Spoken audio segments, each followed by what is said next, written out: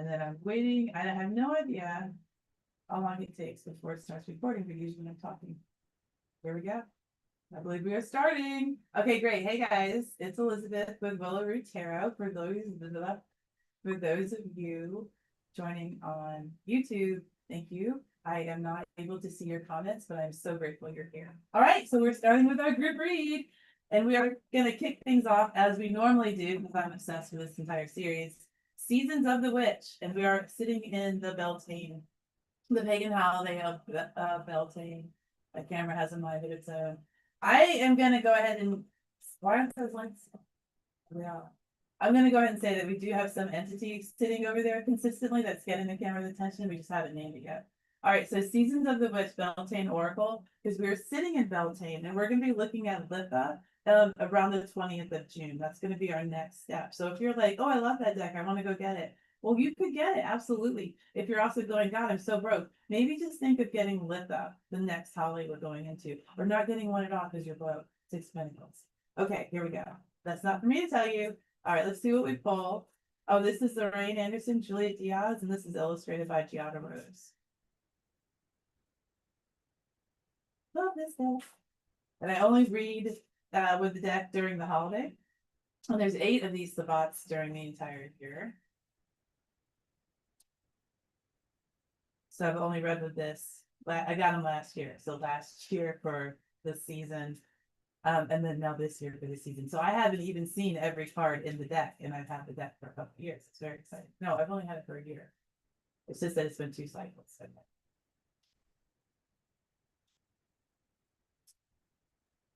So just shuffle till you feel ready to pull. And that's different for every type.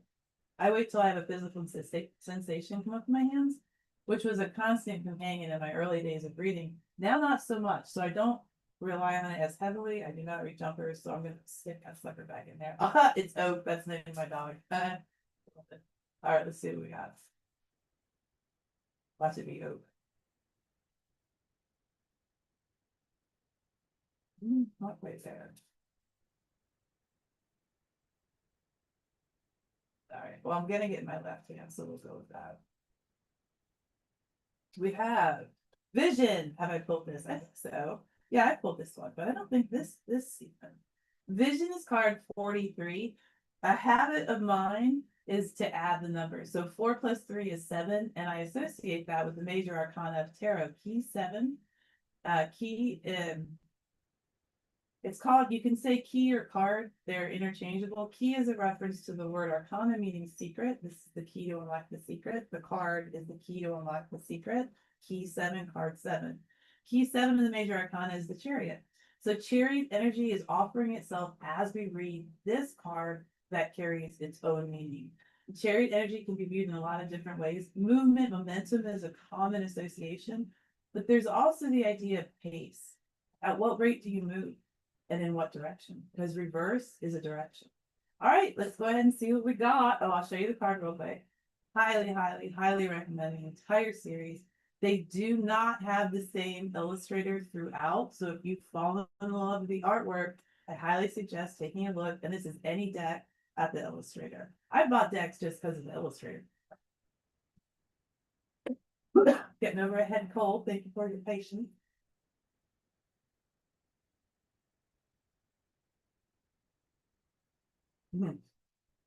That's a cool card. All right, Vision. So each card has a statement. The statement on this card is to find enlightenment, seek no. Wait, what? Okay. It's like, wait a minute, what? All right. To find enlightenment, seek nowhere, for it lives within you. And I love that because I have my own idea that within me lives an entity. Like I am host to an entity. If any Trekkies out there, Dax was had the symbiote. Well, wait, Dax was the symbiote, but the alien was able to house another creature inside of it. Kind of like a woman being, someone with a uterus being pregnant. They are a host to another creature. But imagine that being a permanent experience. And that's what I believe my life is, a permanent experience in union with another creature that lives within me. And when this corporeal self, when the physical self fades and dies, the light, spark, soul source within me will carry on. much like the symbiotes in Star Trek, and the memories carry on as well. I'm going to name the entity over there in the corner. Leave it in the comments. What should we name it? All right. To find enlightenment, seek nowhere, for it lives within you. Now is the time to retreat into the inner workings of your own being. The answers you seek can be found within your inner knowing, or the part of you that does not speak with words. You are being guided to feel your way through your situation, rather than using logic or reason. You may not understand the feelings you have at first, but your soul knows and will continue to guide you to where you cannot see with your physical eyes. Now is not the time for action. This will come later. For now, be still, meditate, visualize, and spend time with yourself, preferably in nature. Pulling vision means it is time to start relying on your own knowledge and advice. Seek others for counsel, but strain the words of others through your intuition. Feel it and try it on to see if it truly aligns with your soul. Vision guides you to go with the flow. Much like a sudden vision, you must allow your inner being to show you where it needs to go. Dreams, daydreams, and fantasies hold significant meanings during this time. I like that. Because it's also that trust, that confidence that one can build within themselves. Eight of Wands, Eight of Pentacles. It happens with time and contribution. What are you giving to your cause? How are you getting to your goal? Are you sitting down? Are you standing up? Are you doing yoga? Are you allowing your mind to project? You're the most important person on this planet. Everyone else can be an NPC. And every individual on this planet is the most important person on this planet. And if everyone loved themselves wholly and deeply, I imagine we might love each other, or at least have a capacity to have more love for others. And what they do, see, stay, save. All right, let's say, what card do we want? This is an amazing deck. And actually, so I'm always going to have one of the pagan holidays, but this one's made it into the permanent rotation. And it's the only one that has, other than the pagan. And it's Healing the Inner Child. Nina Mongendra. I can't wait to meet her because I know I'm fucking that name up. Illustrated by Edie Art. And this is the cover. I mean, this is the box. And that, to give you an idea of the colors, yes, it's a very nice deck. It's just pretty. But we'll see. It's very pretty. See. And there's children on every card, healing the inner child. We can talk to the inner teenager, the inner parent, the inner elder, the collection of ancestors. My dog's is very crazy. You guys can hear me. There's a message. Do you speak dog?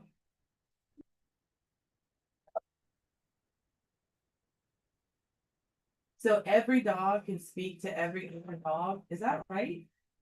Every dog can speak to every other dog on the planet, or is that not right? Every human can't speak to every human because we're limited by language or just simple communication skills. Wait, do dogs, wait.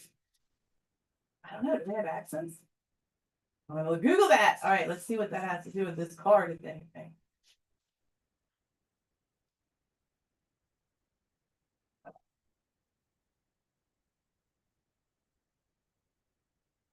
Power. Oh, she's standing in tree pose, a very advanced tree pose. Like all the way up.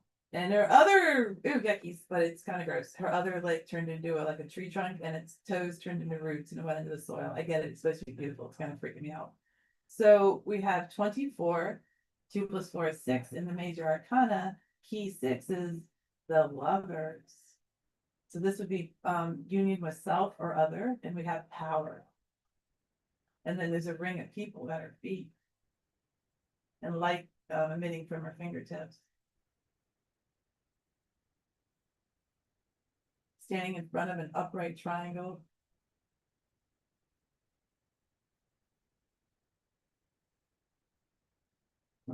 Let's see. All right. Oops. So sometimes, a lot of the times, I'll have an intuitive meaning as well. Not always, just go to the book. All right, so each card is broken down into invitation, inner child, and journey. And guys, when I tell you the card, and I'm not continuously showing it to you, which I know I don't have a card cam yet, Google it. All right, invitation. Power allows us to stand rooted, to lean on the support of our community and on our lineage with flexibility and resilience. Like a tree, our roots grow deep and draw nourishment from our past. And the richer the soil, the taller and stronger we can grow. When the soil is depleted, there aren't any other trees to network with, we are weakened. It is a fallacy of our times to believe that we can stand alone and be fulfilled and powerful. True power can only exist alongside love and courage. Otherwise, it is mere force. To be lasting, power needs to be shared and nourished by our sense of belonging and by our service to others. That is the deepest power we have, to answer the call of our heart and extend our gifts in service for the benefit of others. This card invites you to step into your power with confidence and ease. And that's any way you share messages. Any way you share messages. I do it through cards. You can share a message through silently listening.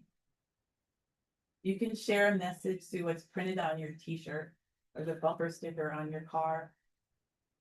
I mean, there's so many ways, right? Okay, so let's just look. Inner child.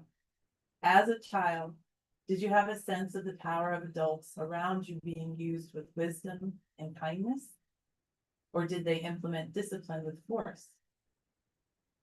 Does your child feel a connection with their own power? Recall a moment when you felt empowered. So let's just take like a few seconds. Was there a moment in my life that I felt empowered as a child?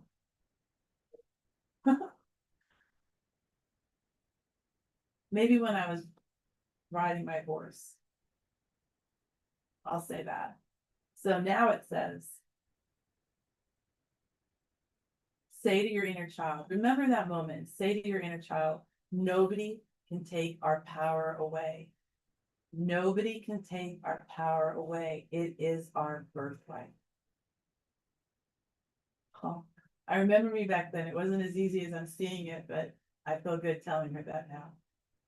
All right, in our journey for this card, for centuries, money and power have been tirelessly sought out by human beings seeking respite from existential angst.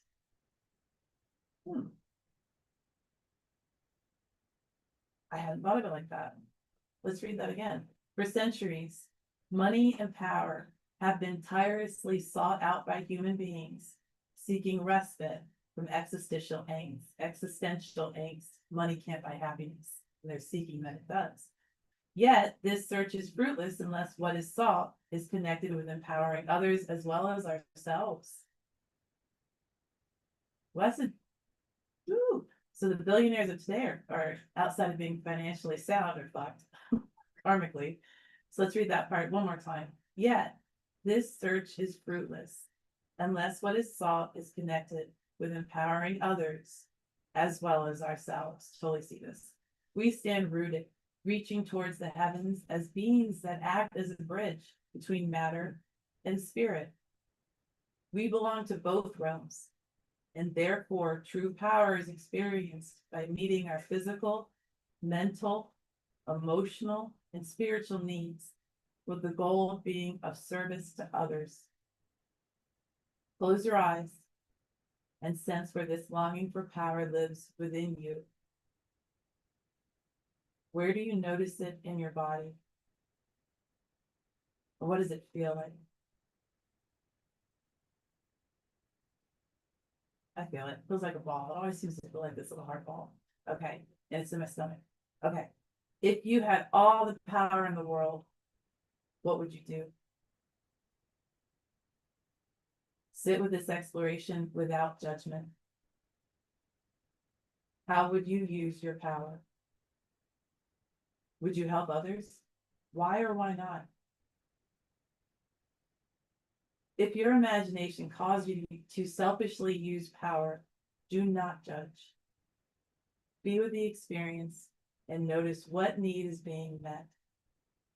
This longing for power might be compensating for the powerlessness you felt as a child.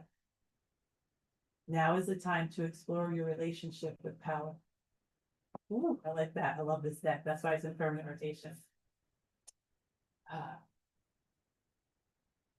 So just sit with these thoughts, guys, or don't. If you're like, you know what, I don't want to open that box today, don't open it. Leave it there. It's fine. Get to it. It'll be there later.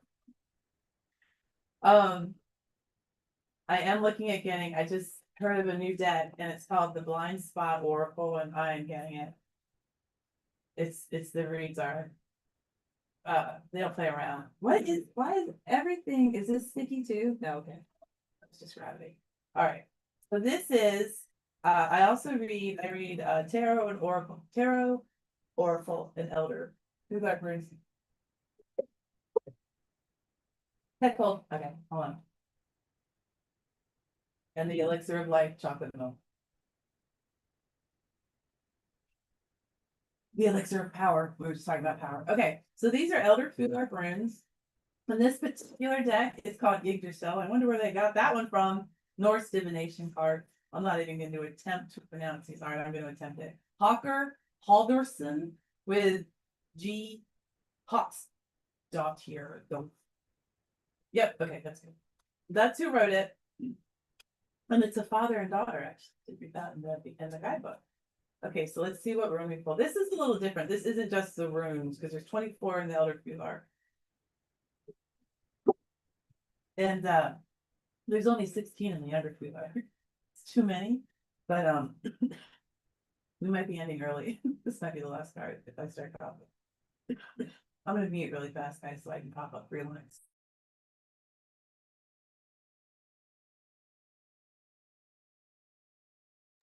All right, there's a message in that. I'm not sure what it is. All right, let's go to the cards.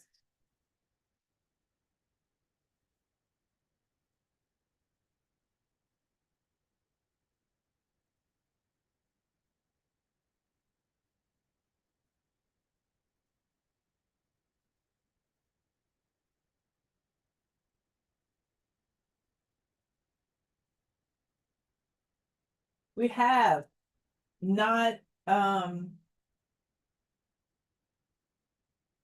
I'm not playing. I don't know what this is. It's not a rune. So the gods are in here. But it says it has temperance as a keyword. And I'm wondering if that's actually a reference. I doubt it, the major arcana. There's no sigils on this card. Look at this card. This is not the card we pulled, but you can see all on his scarf, whatever that's called. That's full of sigils. Sigils are characters. You can combine multiple characters together to create a sigil. It's not limited to the Elder Futhark. Oh my gosh, this is the deck that it's not numbered. I don't know what this dude is, or person. They're holding a monkey though. Did the Norse have monkeys? How the fuck would they know what a monkey is? 2,000 years ago, it's like. That's the card we had yesterday when we read from her. Are these up for that? I don't think I'm going to keep reading in this deck with y'all because I have to do this. There's Loki. That's actually he is not Odin's son, like the story set Marvel said. They're blood brothers.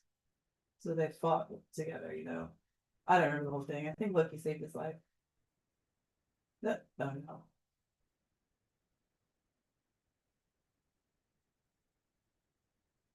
It is so strange. There's not a table of contents. There's not an index. And they don't number the cards. And they're not.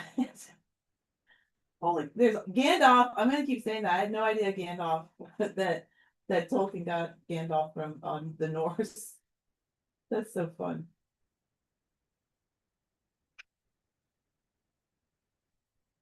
Hlin, Helen. They've got some cool names. Dag, Sigyn, Corsetti. And I know I'm not saying these right. Wait, not this guy now.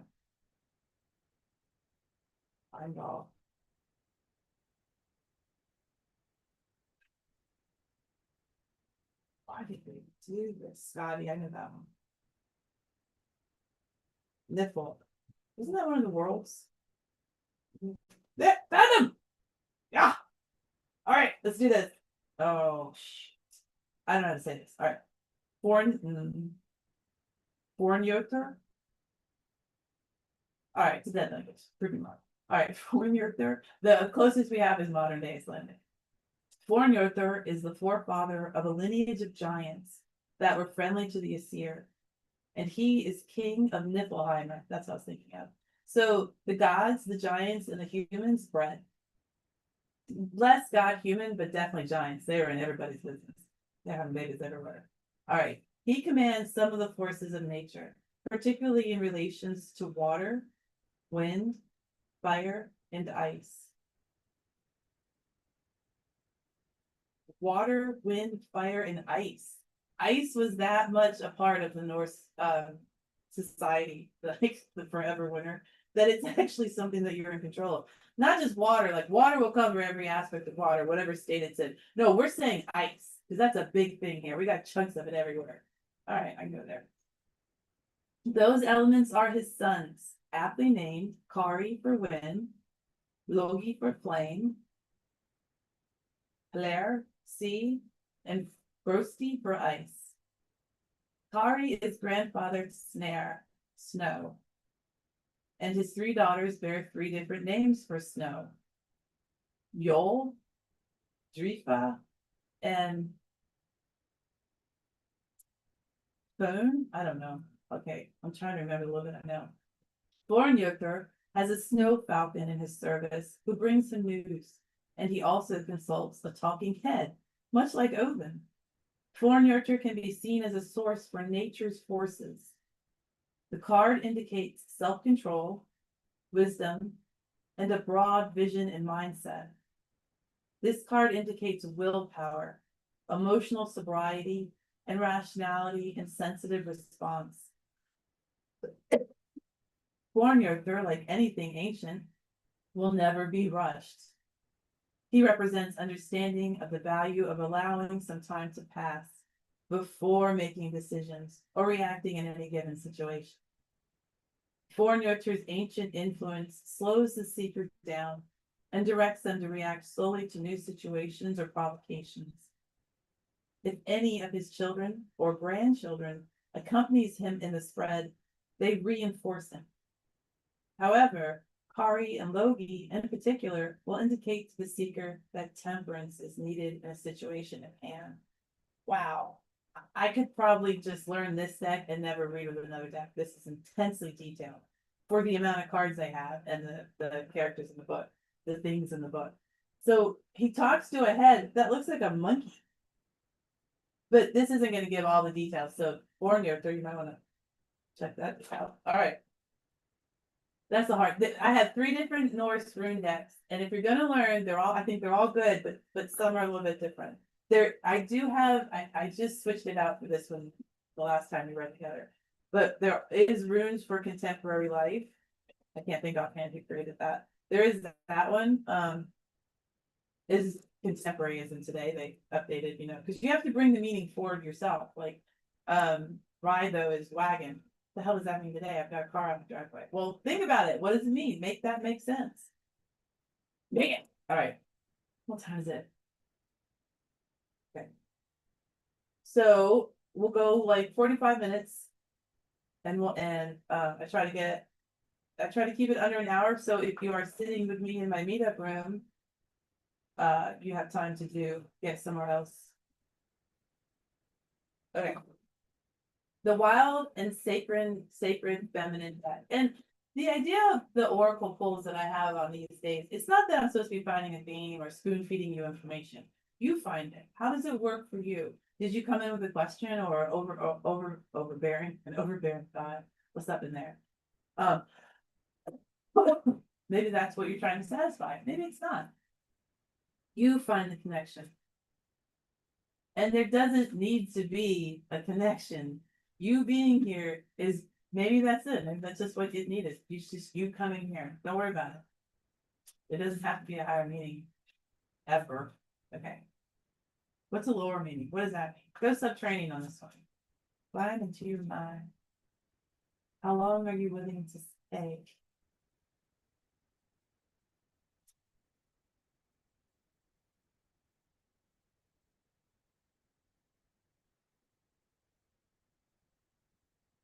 We have from the Wild and Sacred Feminine deck by Nikki Dewart, and Elizabeth Margolin, illustrations by Jenny Kostecki Shaw. We have Moon Rhythm. So Moon is the card, rhythm is the keyword, and it's people dancing under what looks to be a full moon. 1, 2, 3, 4, 5. 1, 2, 3, 4, 5. 5 people dancing. Oh no, that's a 6th person. Sorry, I thought that was a fire. 1, 2, 3, 4, 5, 6 people dancing, presumably at night, with a full moon. Oh, please be in alphabetical order. Let's see if there's a table of contents. Oh, yes. This is always happening. Moon 75.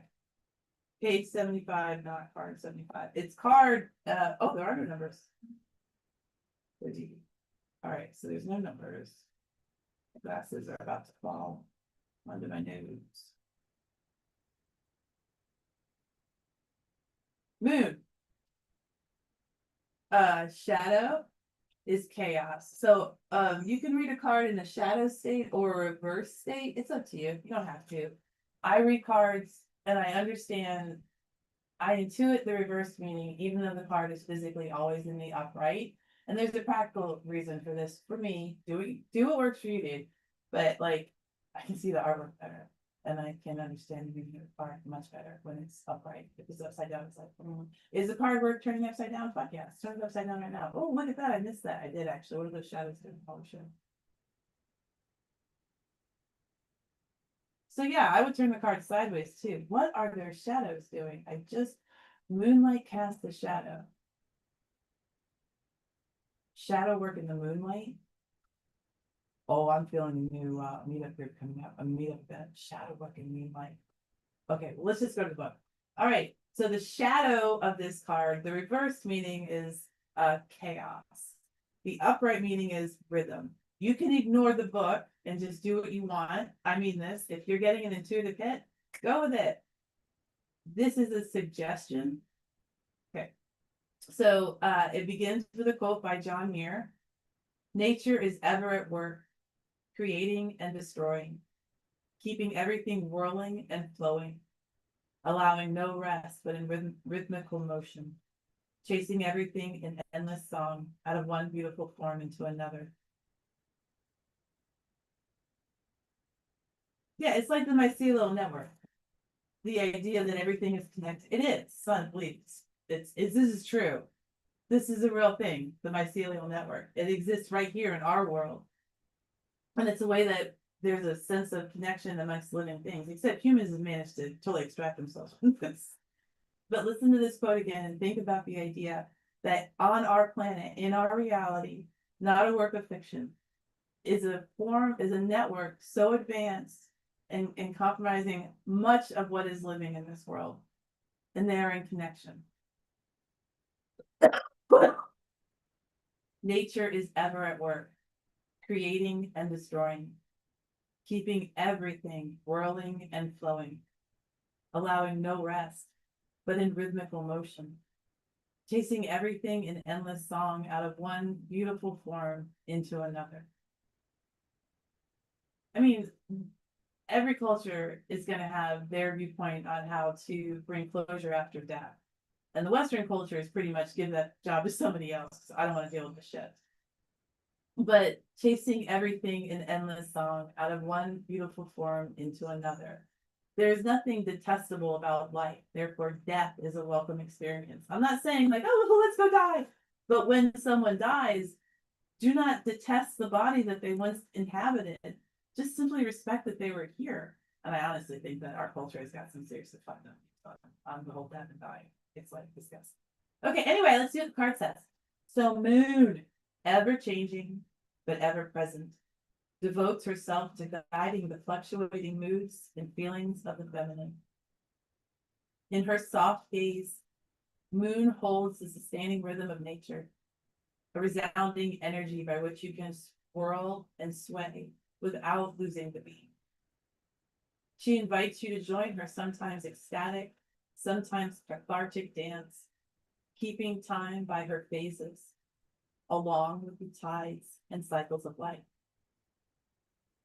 Can you sense luminous potential in her fullness and restorative balance when she hangs fallow? Do you, or did you, honor your monthly cycle as a sacred connection to lunar mysteries? Moon sheds light on your life in each current moment, seeking to illuminate where her magic has been eclipsed.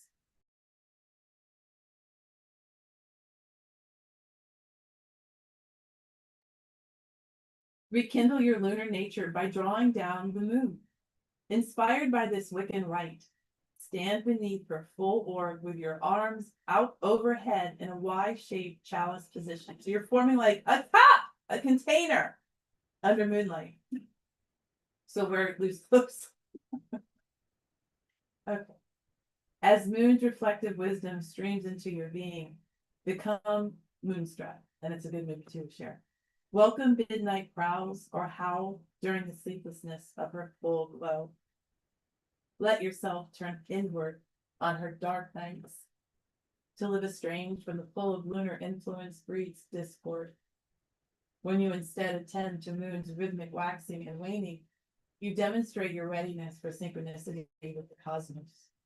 Because you can't fight it, right? I mean, how are you going to fight the moon? And why the fuck would you? Wait a minute. Didn't the billionaires a few months ago want to blow it up or something? Mine it? I don't know. All right, I guess you could. Guess you could fight the moon if you wanted to go up there and start mining it out and fighting. All right. Through her presence, though her presence is as steady as the drumbeat of your own heart, moon shows you how to shapeshift. Ride the moontide, she says, allowing each aspect of your faceted soul to become visible in turn. Honor your dark side and your light, both entwined parts of your radiant essence. From free-spirited maidenhood, waxing, to ripe motherhood, full, sovereign womanhood, waning, and wise cronehood, new. Moon's wisdom teaches that your gifts abound in one beautiful form after another. When you allow her rhythms to mirror your mutable nature, you need not fear change nor descend into chaos. With moon overhead, you are never really alone, never without guidance. For every purpose under heaven, moon illuminates divine timing. Okay, I'm gonna need the readers to just, y'all need to we need to talk about shadow work in moonlight because I am freaking out. I mean, I'm sure you guys are, some guys are doing this. I've never thought about it, or probably maybe I didn't, I forgot, because I forget. Got the memory of a dead trout. But I love the idea. How would I'm not up that late. Oh, I could do it in the winter when it's dark at 6. Okay, we're doing this. All right, guys. So come this winter when it gets dark at 6, we were absolutely doing shadow work in the moonlight. What time? My throat's about to go out. We might be closing. We're gonna stop. My God, thanks guys for being here with me. This last week, I've been coughing every session. Thank you so much for still watching and playing along on this wonderful game of life. I hope that I see you again soon. We will be recording again on Monday, so you can catch it on YouTube or come live 8 a.m. CDT if you're awake. Sounds awesome. Those of you that are here on the Zoom call, if you will not hang up and just wait a minute, I'm going to end the live stream. Just give me 1 second.